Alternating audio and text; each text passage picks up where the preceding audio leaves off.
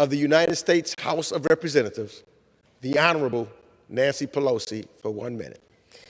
And the great speaker is recognized. Madam Speaker, thank you for the recognition. I thank the gentleman for yielding, and I thank our distinguished Mr. Wilson for his yielding as well. I'm so pleased that this legislation has such strong bipartisan support on the floor of the House to remove all doubt in anyone's mind that we are all committed as a nation, as a Congress, and House and Senate in terms of this legislation. I thank you both for your leadership.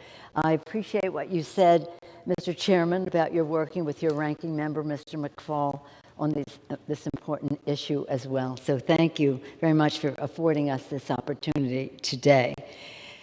Madam Speaker, 81 years ago, President Franklin Delano Roosevelt came here to the Congress of the United States, to the House of Representatives, where I'm proud to say my father, Thomas D'Alessandro, served as a member of Congress, and President Franklin Roosevelt delivered a bold and historic request. In his 1941 State of the Union address, President Roosevelt explained that democracy itself was under dire threat, not only in Europe, but around the world. And he called on Congress to lend a hand to our allies overseas, bolstering their defenses so they could defeat the evils of fascism. It was this initiative that would be enacted just 2 months later that undeniably turned the tide of the Second World War. And the Lend-Lease program would help propel the Allies to a victory that preserved the promise of democracy for generations to come. Today, we see an echo of that chamber in history as a murderous tyrant seeks to conquer its neighbor and dismantle its democracy. At this moment, and this moment demands we summon a commitment to respond. The Ukraine Democracy Defense Lend-Lease Act of 2022 revised this pivotal program, waiving time-consuming requirements on the President's authority to send critical defensive resources to Ukraine. It's important to note that it's about time. Time is very important when lives are at stake. In doing so, we enabled the administration to move faster to bolster Ukraine's security forces, empowering them to repel the Russian invaders, protect innocent civilians, and preserve their cherished democracy. As war rages in Ukraine, every minute matters. It's about time. This strong action could mean the difference between lives saved and lives lost. In any given battle, it could mean the margin between victory and defeat. It is with astonishing unity that the Senate sent us this important legislation after passing it with a unanimous vote. And as we hope to secure a strong bipartisan vote here in the House, let us salute the leaders of this legislation. Chairman Gregory Meeks, chair of the House Foreign Affairs Committee, he acknowledged his ranking member, Mr. McFall from Texas. Congressman Joe Wilson of South Carolina, who's managing the bill on the Republican side today, and Congressman Steve Cohen, who helms the Helsinki Commission and played a role in this legislation. Madam Speaker, restoring the Lend-Lease authority is just the latest action proudly taken by this Congress to strengthen Ukraine and to decimate Russia. We have delivered billions in humanitarian, security, and economic assistance for Ukraine, including the $13.6 billion in the latest supplemental, and more to come, as our president has put forth a request earlier today that we will turn into legislation, turn into support to support democracy in Ukraine and therefore democracy in the world. I salute the president for his leadership. These resources are already, of the 13.6, are already reaching communities on the ground and helping Ukraine repel Russian forces, but we need to do more. As we prepare to take up the president's new supplemental request, we're moving in lockstep with the administration and our allies to isolate Russia and devastate its economy.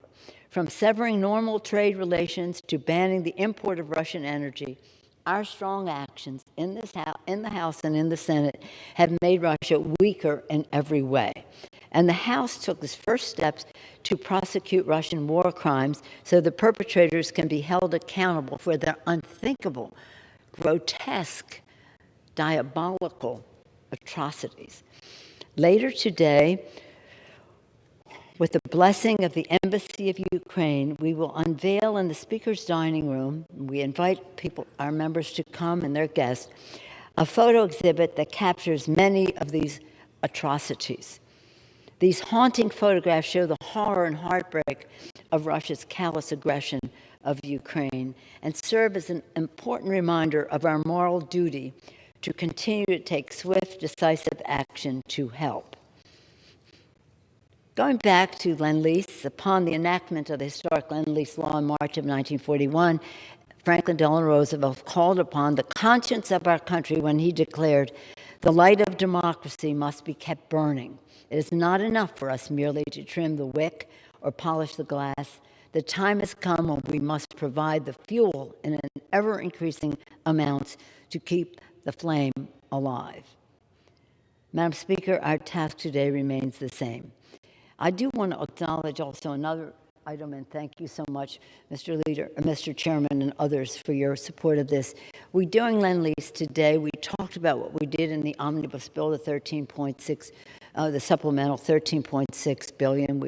We've talked about severing our purchase of oil. We've talked about severing our trade, normal trade relations. But we also did something yesterday when we did what I call seize and freeze, seize the assets of the oligarchs and the Russian, that money, freeze it, and when it thaws, to use that money to help rebuild Ukraine after the victory over the Russians. So again, we're thinking at what we need to do in humanitarian assistance, what we need to do in economic assistance, what we must do in security assistance, weapons, etc. But we have to do some other aspects as well. Our task today, again, remains the same as it did with the original Lend-Lease. Make no mistake, Russia invaded with the stated goal of ending liberty and self-governance in Ukraine. Yet with unimaginable courage and determination, the Ukrainian people are putting their lives on the line for democracy, not only for their own nation, but for democracy writ large for the world. This is about freedom versus dictatorship, autocracy versus democracy. The Ukrainian people are making the fight for all of us. We must help them. So it is our duty to honor their heroism at the front lines of the battle for freedom by helping to fuel this righteous fight. It is with endless admiration for the Ukrainian people and their leadership, President just everybody, I won't start naming names, all of them. We've had visits from so many of them, and an unyielding commitment to keeping alight democracy's precious flame that I urge a strong bipartisan aye vote for this vital legislation. With that, I thank the gentleman for yielding, the gentlemen for yielding, and yield back the balance of my time. Thank you. The gentleman reserves. Reserves. The gentleman from South Carolina is recognized.